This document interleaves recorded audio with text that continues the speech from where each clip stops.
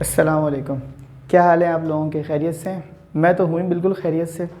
और इस वक्त आपके सामने चैप्टर नंबर 9 केमिकल काइनेटिक्स का मैं लेक्चर नंबर 3 आपको पढ़ाने जा रहा हूँ। ये मेरा लेक्चर नंबर है 3। ठीक, इस लेक्चर में हम देखिए जो नई किताब है इसमें ऑर्डर ऑफ रिएक्शन को निकालने का एक मैथमेटिकल तरीका है जो फिज़िकल केमिस्ट्री में पढ़ाया जाता है। आमतौर पर ये तरीका पहले यूनिवर्सिटीज़ के सेमेस्टर्स में पढ़ाया जाता था, लेकिन अब वो चूँकि किताब तब्दील हुई है तो आपको इस किताब में ये तरीका बहुत ही ज़्यादा आसान तरीके से समझाया हुआ है। तो आपके पास अगर टेक्स्ट बुक है तो इसमें ये तरीका है। मैं क्या कर रहा हूँ, एग्ज़ाम्पल से शुरू कर रहा हूँ और एग्ज़ाम्पल्स मेरी अपनी हैं और इन एग्ज़ाम्पल्स के थ्रू हम जाएंगे। अगर आपको इस किताब के न्यूमेरिकल समझने हैं तो आप मेरी किताब, जिसको मैंने बहुत मेहनत से आप लोगों के लिए लिखा है और इसका नया एडिशन इस वक्त मेरे हाथ में है, अगर आपके पास ये होगा तो ये चैप्टर आपके लिए बहुत ज़्यादा आसान हो जाएगा। आ जाएं इस न्यूमेरिकल की तरफ। न्यूमेरिकल में वो हमसे कह रहे हैं कि आपको ना 3 इक्वेशंस गिवन हैं, ठीक है, और ये कहलाती है इक्वेशन कौन सी? Rate expression. इक्वेशन 1, 2, 3, इसका डेटा भी गिवन है। ओके, रिएक्शन है A + B, रिएक्टेंट 2 हैं जो बनाते हैं C। इसकी रेट एक्सप्रेशन भी गिवन है, कौन सी है? R = ये रेट है = K rate constant, molar concentration of A into molar concentration of B। 3 experiment किए गए और 3 एक्सपेरिमेंट में जो रेट निकले कंसंट्रेशन को चेंज करते हुए, उनसे हमारे पास जो डेटा हासिल हुआ वो ये है। अगले सवालात में हम इसको एक टेबल के फॉर्म में ले आएंगे। आज मैंने इसको एक क्वेश्चन के फॉर्म में रखा है।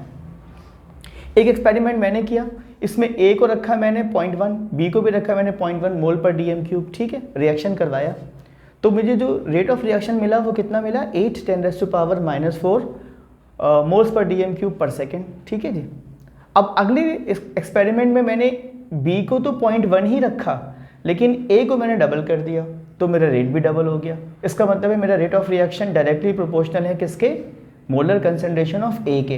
क्योंकि अगर मैं A को डबल करता हूँ तो मेरा देखिए रेट ऑफ रिएक्शन भी 8 से कितना हो जाता है? 16, डबल हो जाता है। ओके, तीसरे एक्सपेरिमेंट में मैंने क्या किया?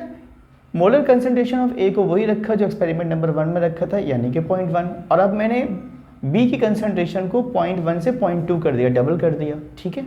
और अब देखना चाहता हूँ कि स्पीड पर इससे क्या असर पड़ता है, तो मैंने देखा कि रेट ऑफ रिएक्शन फिर डबल हो गया, ठीक है। तो मैं हमेशा इक्वेशन 1 से देखूंगा, 2 को भी, 3 को भी।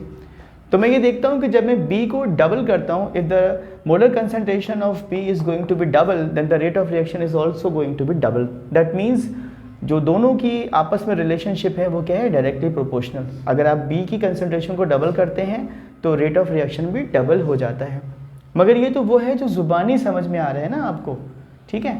और मैथ्स चाहता है कि आप इसको मैथमेटिकल प्रूफ करें।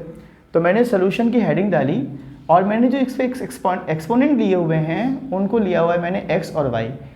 A की कंसंट्रेशन का एक्सपोनेंट लिया हुआ है हमेशा x, और B की कंसंट्रेशन को मैंने लिया हुआ है इसका एक्सपोनेंट y, ठीक है। तो अब मैं क्या करने जा रहा हूँ? पहले मैं x की वैल्यू निकालूंगा। मुझे पता है ऑर्डर ऑफ रिएक्शन सम होता है किसका? x + y का। तो मैं पहले x निकालने जा रहा हूँ।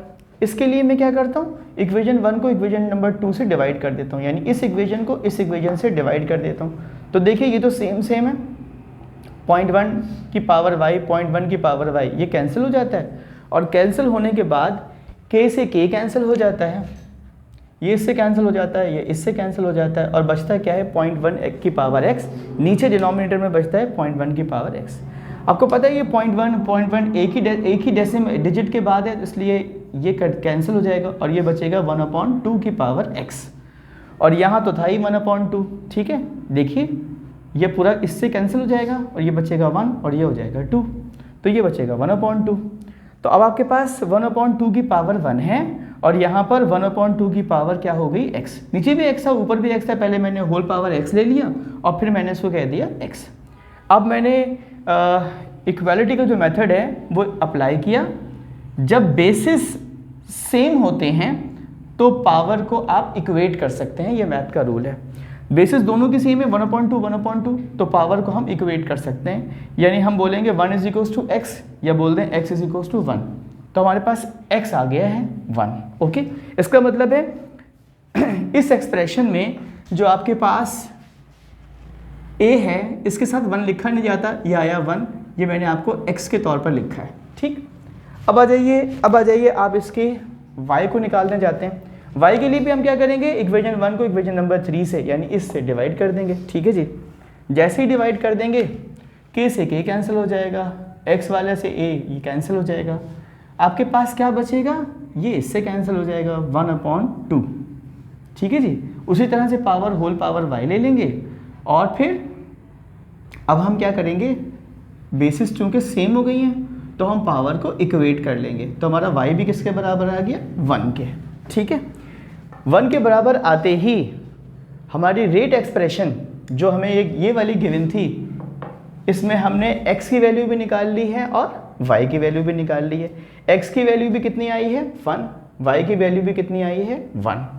तो x + 1, y का मतलब है 1 + 1 यानी कि 2, और लिखने का तरीका है ऑर्डर को इस तरह लिखते हैं, सेकंड, थर्ड वगैरह वगैरह। आप चाहें तो इसमें x भी लिख दें और इसमें y भी लिख दें, तो आपको मैथमेटिकली x और y दोनों वैल्यूज़ आपने निकाल ली। ये न्यूमेरिकल एक्सरसाइज भी तो न्यूमेरिकल नाइट्रोजन डाइऑक्साइड का है, उसको भी मैं करा दूंगा, लेकिन 2-3 न्यूमेरिकल्स मैं इस तरह की कराऊंगा ताकि आपकी प्रैक्टिस अच्छे से हो जाए और आप पक्के हो जाएं। इसका स्क्रीनशॉट ले लें, फिर हम बात को आगे बढ़ाते हैं। अच्छा जी, तो हमारे यहाँ जो सिलसिला है पढ़ाई का वो ये है कि हम पढ़ाई में बहुत ज़्यादा लोगों को इन्वॉल्व कर देते हैं। इस सिलसिले में जो हमारे बच्चे हैं वो काफ़ी मेहनत करते हैं, और हमारे मेहनती और होनहार बच्चों में जो इस वक्त मेरे सामने बैठे हुए हैं उनमें हमज़ा जहांगीर, अब्दुल समद और हमारे मुस्तफ़ा फ़रीद साहब बैठे हुए हैं। अल्लाह ताला इन तमाम बच्चों को कामयाबियों से नवाजे, अच्छे ग्रेड से ये सारे बच्चे मेरे पास हों और अच्छे यूनिवर्सिटीज़ में, अच्छे डिपार्टमेंट में इनका एडमिशन हो जाए। और जितने लोग इस वक्त मुझे देख रहे हैं और जितने भी लोग इस वक्त इम्तहानात की तैयारी कर रहे हैं, अल्लाह ताला उन सबको कामयाबियों से नवाजे। अपना बहुत ख्याल रखिएगा और चैनल से जुड़े रहिएगा, और उसके अलावा इस चैनल को प्रमोट कीजिए। और वीडियोस मैं आपके लिए मेहनत से बनाता हूं, तो जब तक आप इसको शेयर नहीं करेंगे, बच्चों को बताएंगे नहीं, तो उस वक्त तक इसका इतना भरपूर फ़ायदा नहीं उठाया जा सकता। अल्लाह ताला आप सबका हामी व नासिर हो। अल्लाह हाफ़िज़।